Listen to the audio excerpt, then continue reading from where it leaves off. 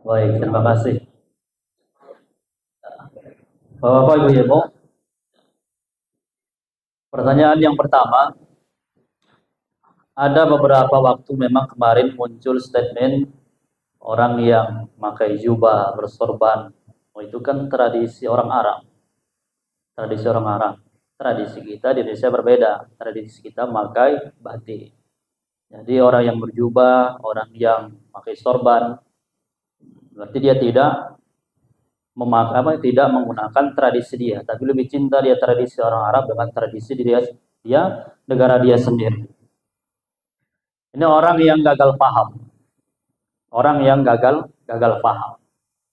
Maka ulama hadis, para ulama dalam mendefinisikan hadis dan sunnah itu berbeda.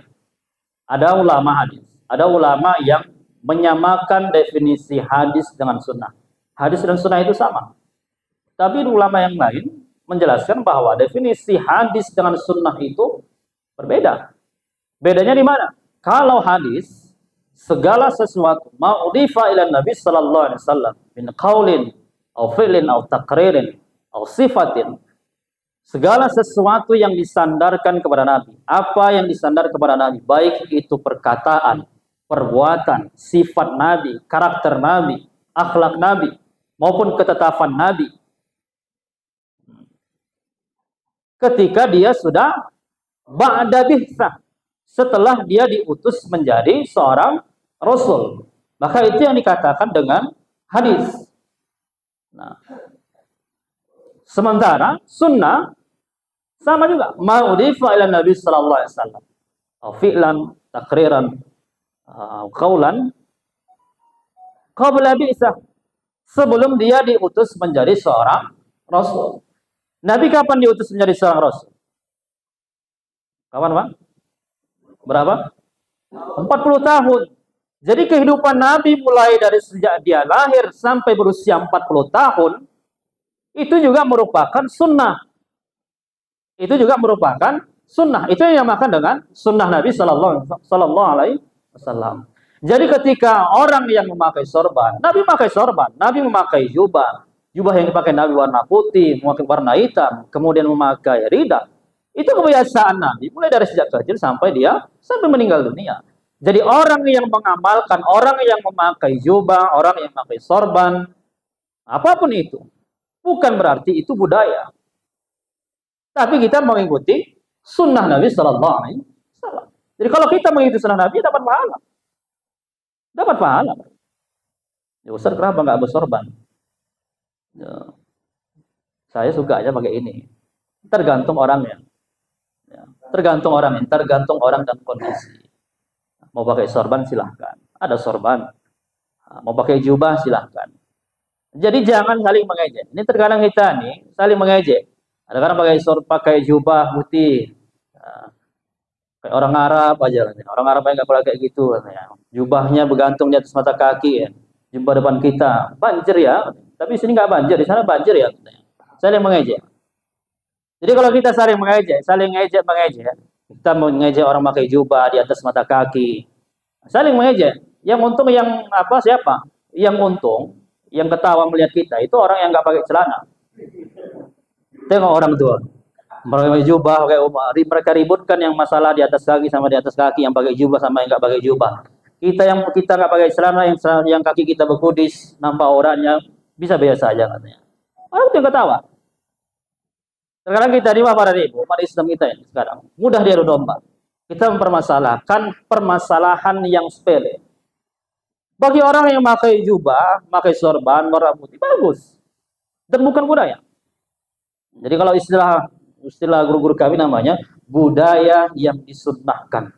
Artinya sunnah yang dibudayakan. Jadi kalau budaya, walaupun kita mengikuti budaya mereka, budaya orang Arab, tapi itu juga termasuk kita mendapatkan pahala karena merupakan sunnah dari Nabi Sallallahu Alaihi Wasallam. Jadi gagal pahamnya mereka tidak melihat bagaimana definisi dari hadis dan sunnah tersebut. Jadi baguslah. Jadi bagus, jangan lagi kita mempermasalahkan hal yang kurang, hal yang menurut kita tidak relevan. Orang negara lain sudah membahas bagaimana bisa hidup di bulan. Kita masih lagi di dunia ini mempermasalahkan masalah orang memakai sorban, memakai jubah yang lain. Mana negara kita ini mau maju? Itu yang pertama.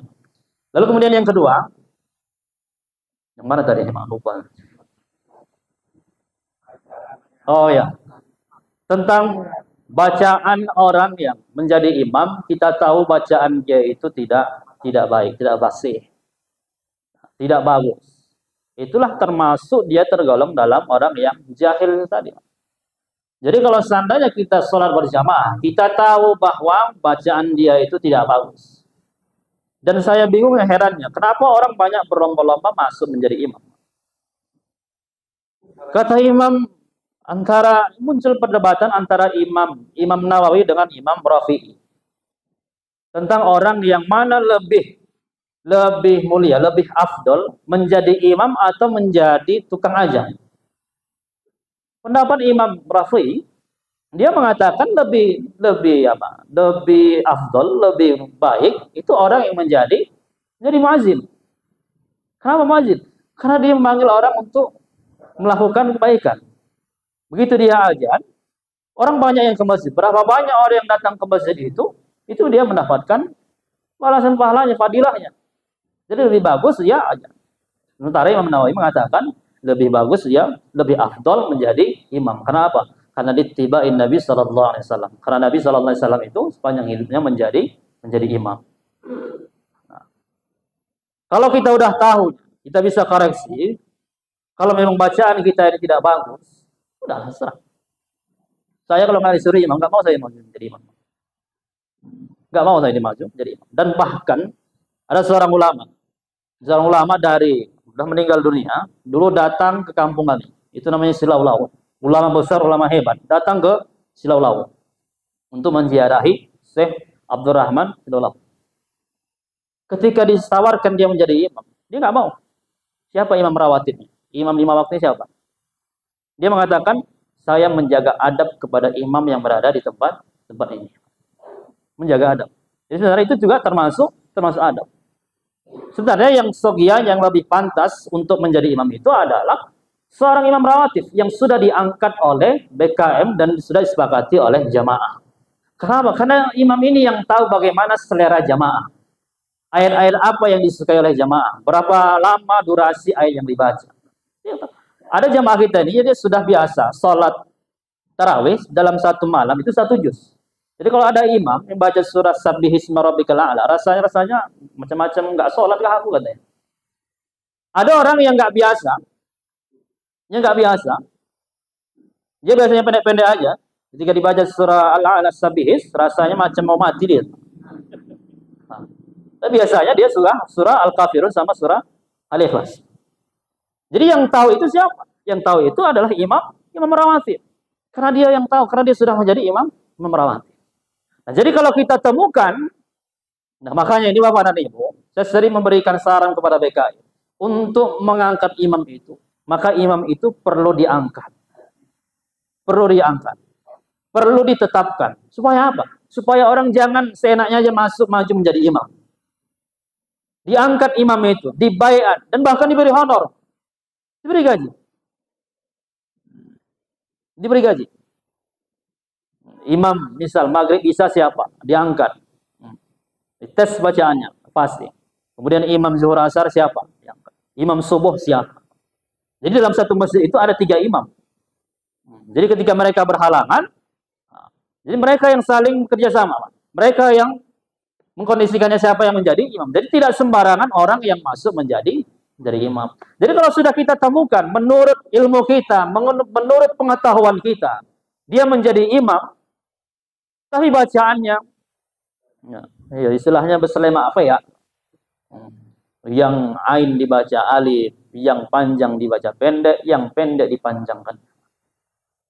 Maka apa yang dikatakan dalam itu? Dalam istilah fikih yang diajarkan oleh guru-guru kami, maka kalau bisa kita mufaraqah, keluar dari barisan jemaah itu. Artinya kita tetap ikut salat, tapi kita sudah mufaraqah. Kalau posisinya kita nggak tahu. Tapi kalau kita sudah tahu, tetap juga dia masuk jadi imam. Kita nggak usah sholat bersama dia. Maka ini perlu ada kerjasama antara BKM dengan jamaah. Pengurus BKM dengan jamaah supaya sholat kita ini, sholat jamaah di masjid kita ini diterima oleh Allah Subhanahu wa taala supaya bisa menjadi enggak menjadi persoalan kita. Jadi perlu adanya kerjasama BKM dengan jamaah. Tentukan siapa imamnya. Kalau sudah ada imamnya, ada orang yang mau masuk, tarik. Jadi menjadi imam itu ya, tidak semua orang yang bisa. Tidak ada karakteristiknya. Ada berbagai macam persyaratan yang harus dipenuhi. Jadi kalau kita temukan kasus seperti itu, lebih baik kita tidak usah sholat bersama dia, mufaraqah. Wallahu a'lam. Kemudian yang ketiga, jadi pertanyaan orang tua kita yang tadi, di awal bertanya dengan pantun, di akhir bertanya dengan pantun. Saya nggak pandai berpantun, Pak, karena bukan orang Melayu. Jadi pertanyaan orang tua kita yang tadi, orang yang korupsi 100 miliar. Orang yang korupsi itu, dosa dia itu bukan dosa kaitannya dengan Allah Subhanahu wa taala. Kenapa? Kaitannya hubungan dia dengan manusia, orang lain. Kenapa? Karena dia mengambil hak orang lain. Termasuk ini perbuatan zalim. Perbuatan zalim. Maka hadis yang diriwayatkan Imam Muslim, ada hadis yang panjang. Nabi datang ke pasar, pajak. Jadi bertanya, "Ya ashabi, atadaruna mal muflis?" Sahabatku, tahukah kalian siapa orang yang muflis, orang yang bangkrut? Sahabat pedagang. Mereka menjawab, qalu al-muflisu fi ma indana man la dirham lahu wala mata. Ya Rasulullah, orang yang bangkrut itu dia tidak mendapatkan keuntungan dalam dagangannya. Muflis. Ada namanya Bapak Muflis ini, Pak. Orang yang bangkrut. Orang yang muflis itu, orang yang bangkrut itu ya Rasulullah, menurut kami orang yang tidak mendapatkan keuntungan dalam dagangannya. Jangankan keuntungan yang dia dapatkan ya Rasulullah, modal dia untuk berusaha, modal dia dagang ini aja nggak balik ya Rasulullah. Itu orang yang bangkrut. Tapi sahabat menjelaskan, bukan seperti itu. Muflis itu, innal muflisa min ummati may ya'ti yaumal qiyamati bis salatin wa siyamin wa zakatin. Orang yang bangkrut itu nanti di hari kiamat datang menghadap kepada Allah, membawa amal ibadah salatnya. Ini ibadah salat ke Allah, ibadah salat yang wajib, ibadah salat yang sunnah. Kemudian wasiyamin, ini ibadah puasaku ya wahai Allah. Ibadah puasaku yang wajib yang sunnah. Wazakatin, ini ibadah zakatku ya Allah. Tapi Allah Subhanahu wa taala dalam hadis itu, wa ya'ti qad syatama hada. Allah mendatangkan orang-orang yang semasa di dunia pernah dia caci maki. Wa akala mala hada, orang yang mengambil harta orang lain, merampas hak orang lain. Samalah itu dengan korupsi. Lantas apa yang disebutkan dalam hadis tersebut? Fayu'ta min hasanatihi wa hadza min hasanatihi. Ibadah salatmu ini untuk orang yang kau ambil hartanya. Ibadah salatmu, puasamu ini pahalanya diserahkan orang yang engkau korupsi dulu di dunia. Gak cukup, karena saking banyaknya orang yang dia zalimi, saking banyaknya yang dia korupsi itu, dosa orang yang dia korupsi itu, perbuatan dosa yang dilakukan oleh orang-orang yang dia zalimi itu, semuanya diserahkan kepada dia. Akhirnya apa? Faturihat summa turiha finnar.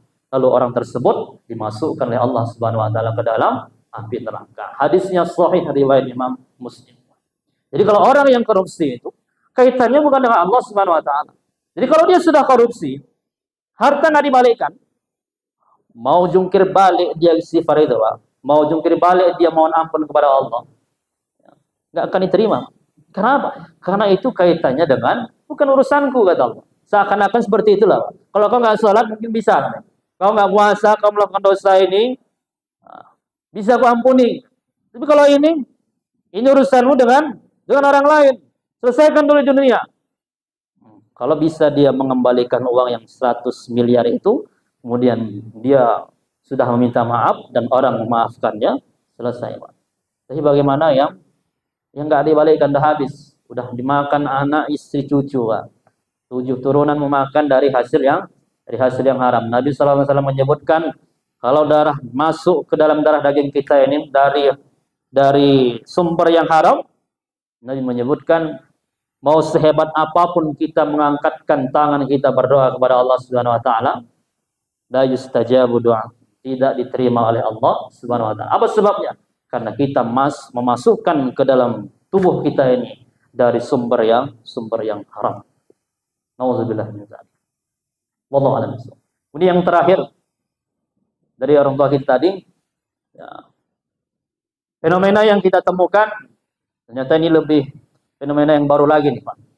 Saya menemukan fenomena ini yang orang yang keluar meninggalkan imam itu karena nggak mau dia.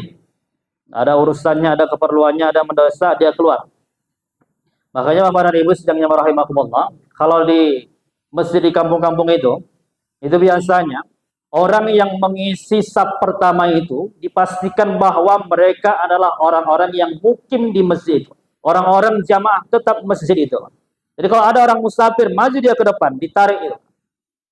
Jadi kalau ada tukang Grab, Gojek, masuk dia maju ke depan, itu ditarik itu, Pak. Karena kita bisa duga, dia nggak bisa lama ini. Sekarang kita temukan tukang-tukang Grab, Ojek itu, sholat pun dia aktif aplikasinya, Pak. Nah, sholat pun dia aktif aplikasinya, Pak. Jadi orang-orang yang musafir itu, dia tidak bisa ikut bersama kita. Dia ada keperluan mendesak. Dia hanya menyempatkan waktunya luangnya untuk sholatnya sementara. Dan bahkan bukan hanya itu saja, dilihat dari pakaian dan penampilannya. Jadi kalau ada orang yang pakai baju kaos sholat, masuk saf pertama, itu ditarik. Sekarang itu sudah tidak apa lagi, kurang menjadi perhatian kita. Sholat di belakang, sholat di saf di depan, di belakang bajunya, coblos nomor 1.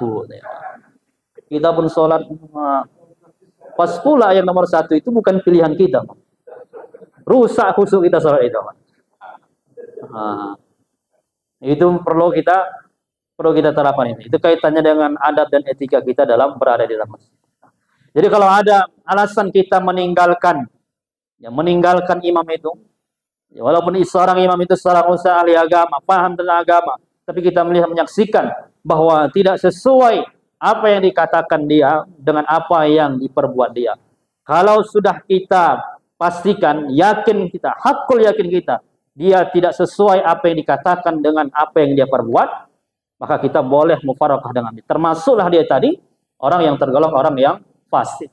Maka dalam Al-Quran sebenarnya Bapak dan Ibu yang lebih besar tanggung jawabnya ini kami, Pak. Karena seperti dalam Al-Quran, kabura maqtan indallahi an taqulu ma la taf'alun. Dosa besar bagi orang yang mengatakan tapi tidak melakukan. Lakukan ini, anjuran dilakukan ini, tapi kami tidak melakukannya. Jauhi ini, tinggalkan ini, tapi kami melakukannya. Jadi sebenarnya kamilah ini yang lebih lama dulu dihisab dibandingkan orang Bapak ini. Nah, jadi itu ada konsekuensi. Jadi kalau sudah seperti itu, kita boleh meninggalkan dia. Karena dia tergolong orang yang fasik. Tapi kalau hanya cerita-cerita orang, kata si anu. Nah, kalau yang seperti itu tidak bisa kita jadikan alasan kita untuk membenci seseorang. Tapi kalau memang sudah jelas nyata di depan kita, tapi kalau hanya cerita orang, itu tidak bisa kita jadikan alasan kita. Wallahu a'lam bishawab. Doa apa? Udah.